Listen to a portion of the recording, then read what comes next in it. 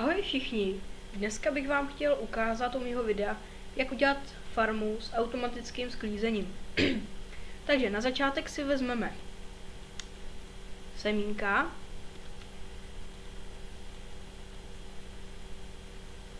ještě kámen a lepivý píst, ještě páku a rudit. Já tomu říkám rudit, ale ono se to spíš říká redstone, ale to je jedno.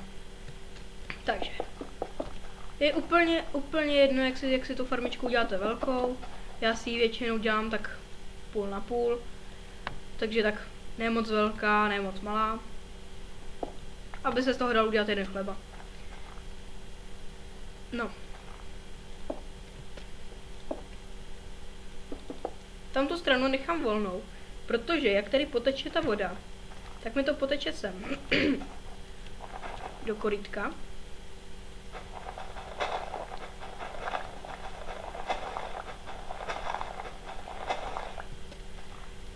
A kdybych to tam zadělal, tak by mi to zůstalo uvnitř.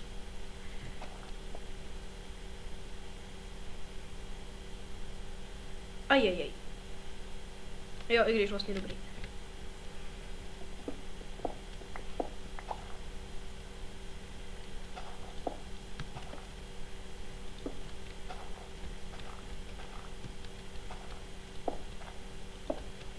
Lepivý písty si dám takhle, protože je důležitý, aby nebyly nějak v jiný poloze.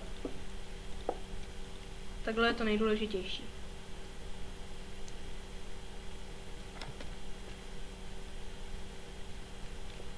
Ještě se tady dám jeden schůdek.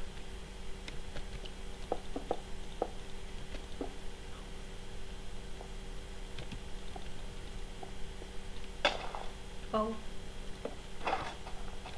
Tak a funguje to. Vidíte, že to funguje. Tady vzadu si ještě uděláme nádrž pro vodu.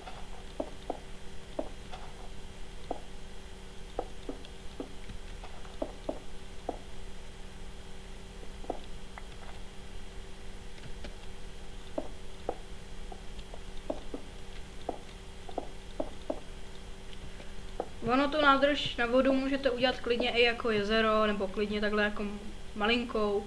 Je to úplně jedno, je to jenom na vás. Já si ji vždycky dělám takhle malou, protože pro mě je to lepší.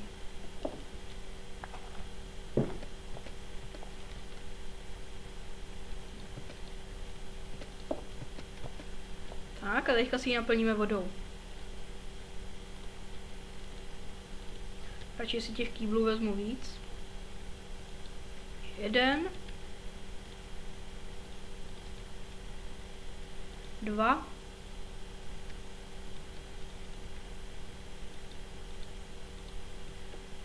Jsou věci, proč to má takový divný spát? A už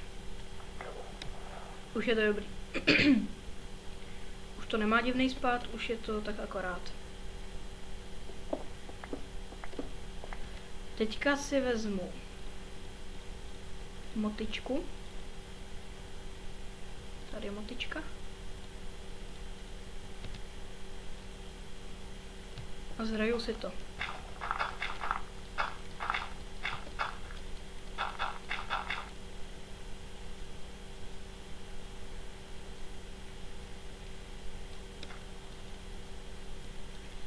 A pokud vás nebaví čekání a máte hlad, tak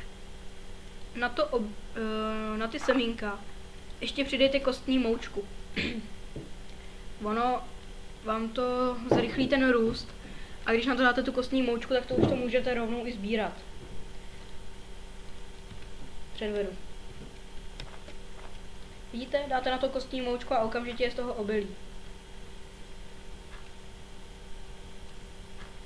Ještě tady to musím zrejt. Tak a kostní moučku. Tak vidíte a máme obilí. A teďka zmáčknu a všechno je dole.